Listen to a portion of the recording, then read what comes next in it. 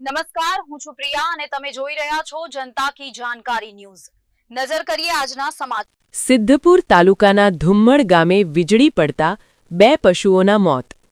વિધવા પશુપાલક પરિવાર પર તૂટી પડ્યું આભ। સિદ્ધપુર તાલુકાના ધુમ્મડ ગામમાં વીજળી પડવાથી 2 પશુઓના મૃત્યુ। ગાજવીજ સાથે પડેલી વીજળીથી વિધવા પશુપાલકના પરિવાર ઉપર આભ ફાટી પડ્યું। કમોસમી વરસાદ સાથે વીજળી પડતા વિધવા પશુપાલક કાંતાબેન ઠાકોરની ભેંસ અને ગાય મૃત્યુ પામ્યા। ગરીબ પરિવાર માટે આજીવિકાનું મુખ્ય આધાર હતો પશુપાલન।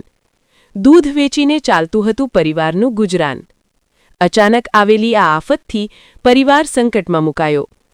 પરિવારજનો અને ગ્રામજનો દ્વારા સરકાર પાસે સહાયની માંગ કરી। રિપોર્ટર અનિલ રામાનુજ, રાધનપુર। બરોબર, મારે કોઈ આધાર નહીં, બોલો। મારે કોઈ હાલ સહાય નહીં, જીવન આ ઢોરો પર જીવતો હતો, હાલ મારો કોઈ આધાર નહીં। મારા છોકરો છે ને મારા મોટો કરો આ હવે આ ઢોરો તો તમે મરી જઈએ કે મારે તો દૂધ જાતું ડેરી તો હું તો છોકરો જ છે ને મોટો કરો ઢોરો પર તો હું ચલાવતી